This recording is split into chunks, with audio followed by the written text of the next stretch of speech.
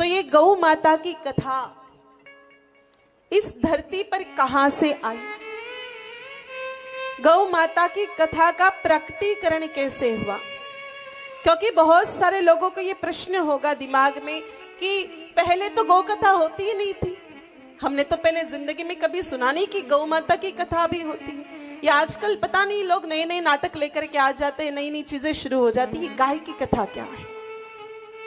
तो मेरे भाई बहन, गौ माता की कथा कोई आजकल का नाटक नहीं है।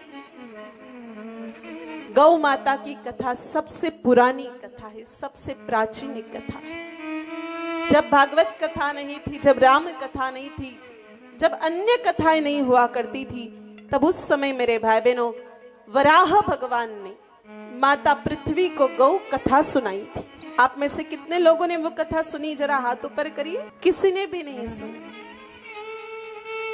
चलिए, बड़े आश्चर्य की बात है, हमारे जलगांव में तो खूब कथाएं होती रहती है, लेकिन जो सबसे प्रथम कथा है वही कथा हम लोगों ने नहीं सुनी है। तो इस कथा को हम श्रवण करते हैं। ये कथा वराह पुराण के 145वें अध्याय में लिखी हुई। एक बार की बात है, एक बार एक औरव ऋषि, ऋषि का नाम था औरव ऋषि।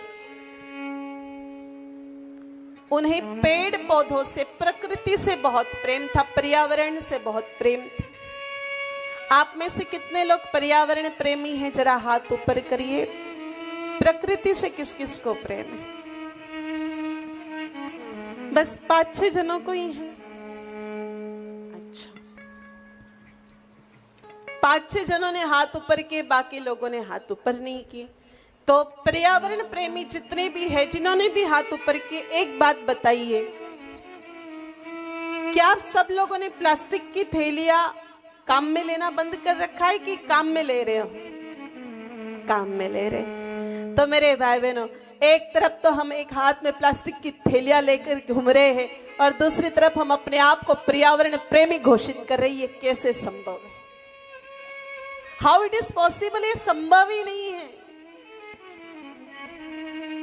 प्लास्टिक के कारण ही प्रकृति माता का, गौ माता का और धरती माता का इतना नुकसान हुआ है, और हम प्लास्टिक की थैलियों को काम में लेकर के अपने आप को बड़े शान से पर्यावरण प्रेमी कहला रहे हैं। तो ये कैसे संभव हो सकता है?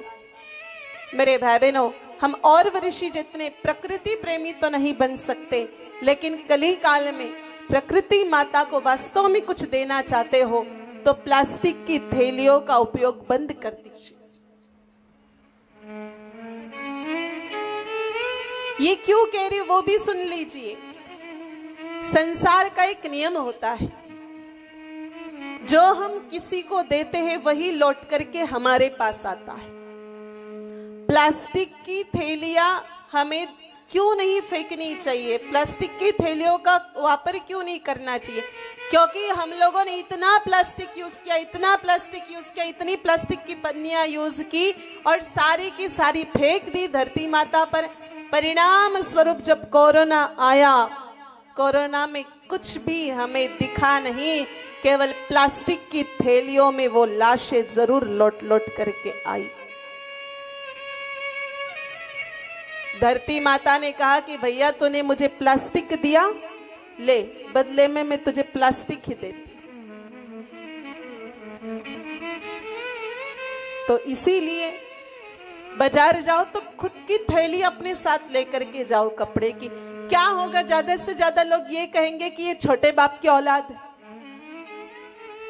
गौ माता के प्राण बचाने के लिए कोई हमें छोटे बाप का कह दे तो भी क्या फर्क पड़ता है? और मेरे भाई बहनों, हम इतने सस्ते कि हमें दुनिया का सर्टिफिकेट चाहिए। मैंने मेरी माताओं को देखा है, बाजार में जाती 4 सब्जियां लाती है, एक प्लास्टिक की थैली में वांगे, दूसरी थैली में भिंडी, तीसरी थैली में गवार, चौथी थैली में टमाटर। घर पे जाकर के अलग अलग कौन करे? इस चक्कर में 4 थैलियां और अलग लानी पड़ती माताओं को। इतनी होशियार है मेरी जलगांव की माता।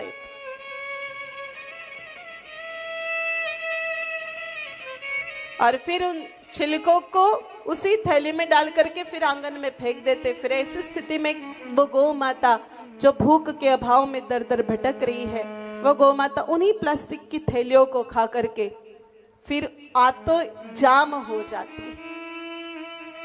मेरे भाई बहनों, आपको विश्वास नहीं हो तो हमारे पांजरापोड़ में भी ऐसी बहुत सारी गौ माताएं जिन्होंने सड़क पर भटक रही थी, प्लास्टिक खाया था और यहाँ लाई। और दूसरा, बिल्कुल नियरेस्ट पारधी में जो हमारा श्री सिद्धि महागणपति गौ माता का हॉस्पिटल है, आप वहां जाकर के देखिए। आप गौ माता के सामने कितनी भी देर तक बढ़िया बढ़िया गुड़, बढ़िया दलिया, चारा रख दो, वो गौ माता मुंह नहीं लगाती ही, क्योंकि उसकी आते सक्रिय नहीं है। आंतों में प्लास्टिक फंसा हुआ है, जिसके कारण उस गौ माता का डाइजेशन सिस्टम पूर्णतः खराब हो चुका है। काफी बार ऑपरेशन करने के बाद 80-80, 90-90 किलो, 100-100 किलो भी प्लास्टिक बाहर निकलता है। आपने कुछ गौ माता ऐसी देखी होगी कि जिनके मुंह से, नाक से गोबर बहता है। ऐसी गौ माता जो रोटी नहीं खाती है। बहुत सारी बार कहते ना कि हमारे आंगन में गौ माता आती पर वो रोटी नहीं खाती। क्यों नहीं खाती? क्योंकि उसके पेट में प्लास्टिक है। तो इसलिए आप सबसे मेरी प्रार्थना है, प्लास्टिक को छोड़ दो और कपड़े की थैलियों का वापर करो।